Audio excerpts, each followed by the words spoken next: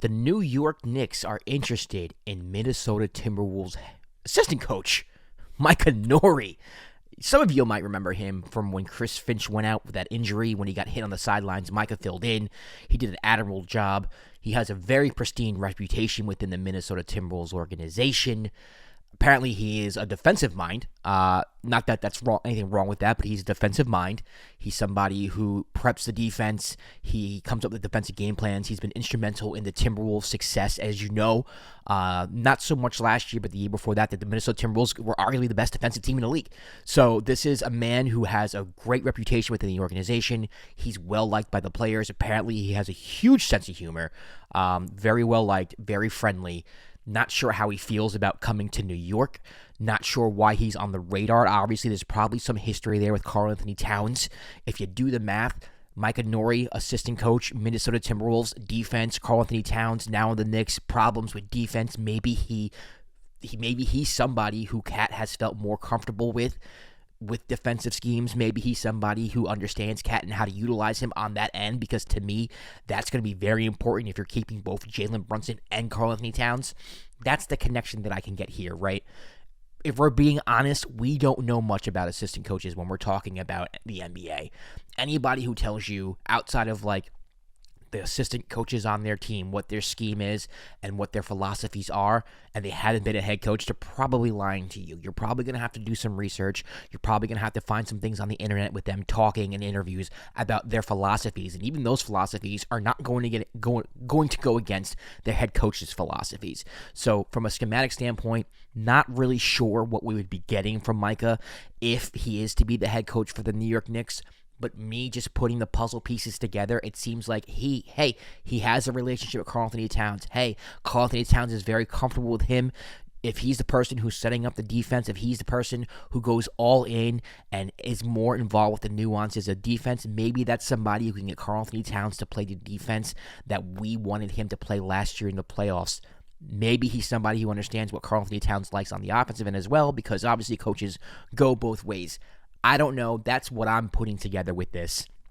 At the end of the day, it seems like now that he's mentioned in there, it's between him, Mike Brown, Taylor Jenkins. Again, firing Tom Thibodeau, somebody who brought you to the playoffs 5 out of 6 years. Last year to the Eastern Conference Finals, 2 games away from the NBA Finals, a feat that you haven't seen from an organizational standpoint in 25 years. Not really sure if I like the move. I know what I'm getting from Mike Brown. I know what I'm getting from Taylor Jenkins. Don't really know what I'm getting from Micah, and actually that could be a good or a bad thing, right? Because maybe he is the guy. Maybe he is the guy who can tap into whatever this roster is and take him over the top. I don't have that faith in Mike Brown or Taylor Jenkins because I've seen them coach before. I feel like I know what their ceilings are, although they are good coaches. I think these are lateral moves if you're making a move to fire Tom Thibodeau. With Micah, who knows? I have no idea. It could be an absolute disaster, or it could be the best thing the Knicks has ever done in their organization. But Shams dropping to ShamWow early this morning saying the Knicks are interested. That's the third coach now that they are interested in.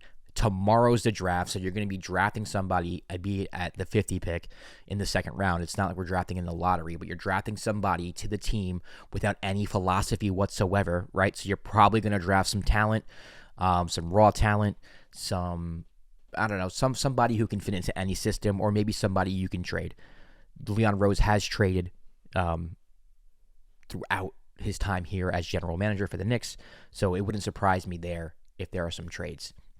Around the league, Kevin Durant is now a Houston Rocket. Love it for the Rockets.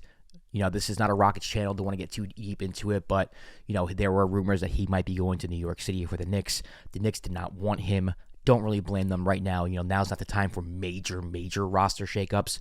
Just maybe some additions here or there.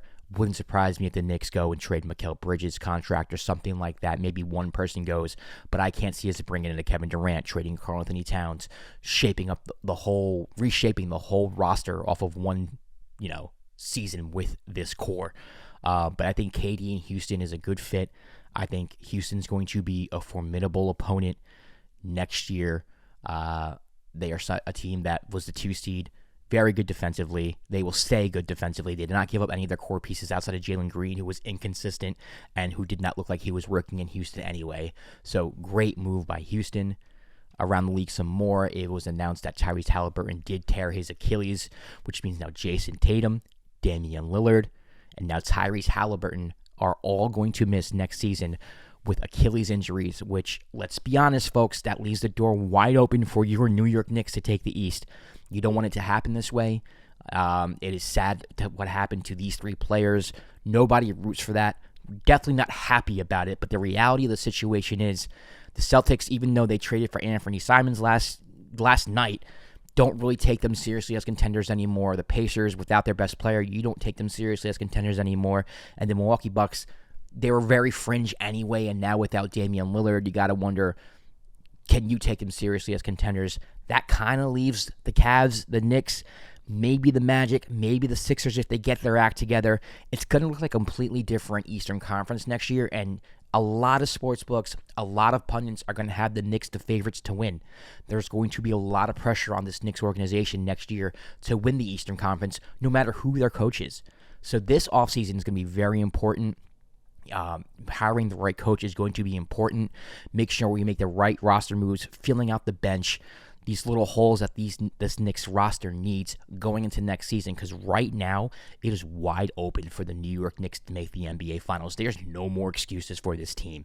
There could not have been a more clearer path made in the offseason for you if you're a Knicks fan, if you're a member of the New York Knicks. This has to be the year. If it's not this year, when is it? Really? I don't know. Can't tell the future, but I do know that going into this year, this is the best opportunity the Knicks have had since forever, since '99, since they made the finals to make the finals. So looking forward to that. Tomorrow's draft night. Not really expecting much. The Knicks have the 50 pick. You know, I'm not going to lie to you and say that I know overseas talent or late second round talent. Like I said before, would not surprise me if the Knicks take some type of raw talent or young European to try to develop or sign later. The Knicks are not in a position where they're going to be drafting a number 50 pick and then throwing them in their rotation. That's not who the Knicks are. You know, whoever they take at 50, I doubt you see them at all next year.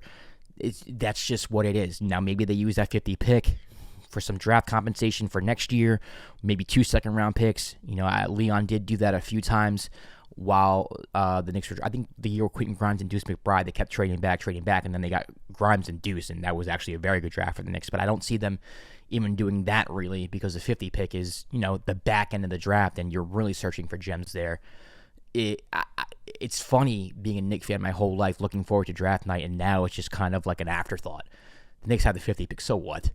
I mean, I'm not going to sit here and hype up the 50 pick. They're not getting any playing time. Let's be honest. This is not a pick that the Knicks are going to use. I will be shocked if the player they take at 50, if they do take a player, cracks the rotation next year. This is really just kind of used for maybe trade pieces, things of that nature. So I'll be paying attention, of course, because I want to know who's joining the team, but also because maybe there are some moves made this Wednesday, this Thursday. You know, maybe some trade. Maybe that 50th pick is involved in a trade. Who knows?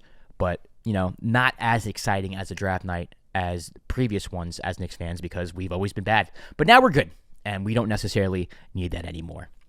All right, listen. We'll be breaking the news to you as soon as the Knicks hire their head coach, whoever that is. Stay tuned for that. Make sure you like, make sure you subscribe, make sure you comment on the video. We're trying to build a community here of Knicks fans at Knicks Latest. I want to hear your voice. I want to hear what you think. So let me know who you think the Knicks head coach should be. Let me know your thoughts on Micah. Let me know if you want Micah, or Taylor as the next head coach, or maybe there's a dark horse the Knicks aren't talking about that you would like as well. We'll see you tomorrow for another episode of Knicks Latest. Peace.